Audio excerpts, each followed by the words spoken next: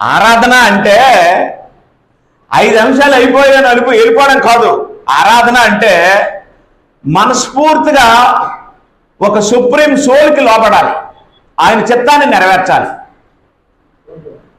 ఎంతవరకు అంటే ప్రాణం పోయినా సరే, జబ్బు వచ్చినా సరే, మంచం మీద పడినా సరే, నువ్వు చచ్చిపోతావని తెలిసినా సరే నీ చిత్తమే జరగాలి అని అనుకోవాలి తప్ప నా ఇష్టం నెరవేరాలి అనుకోకూడదు. ఓకేనా? రైట్. ఇప్పుడు ఈ 4 కేటగిరీలు ప్రజలు ఎవరిని ఆరాధించాలి?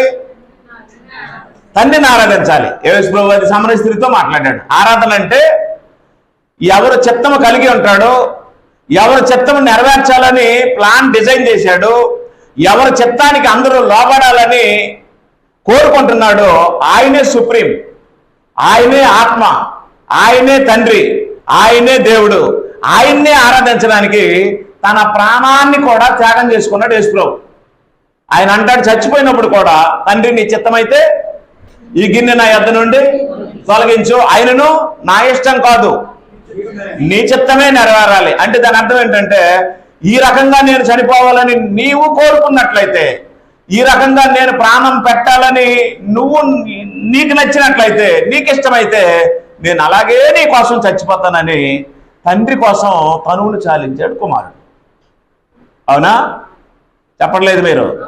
అంటే కుమారుడి మీద ఎవరన్నారు? తండ్రి అన్నాడు. తండ్రి మీద ఎవరు మరలేరు. అప్పుడే ప్రభు ఏమన్నాడంటే నేనైనా మీరైనా ఎవరైనా ఎవరి చిత్తం నెరవేర్చాలి? తండ్రి చిత్తమే నెరవేర్చాలన్నాడు. ఆయన చిత్తం నెరవేర్చడమే ఆరాధన కదా. ఆయన చిత్తం నెరవేర్చకుండా రొట్టె రసం తీసుకున్న వేస్ట్. ఆయన చెప్పింది చేయకుండా మనం ఎన్ని పాటలు పాడినా వేస్ట్.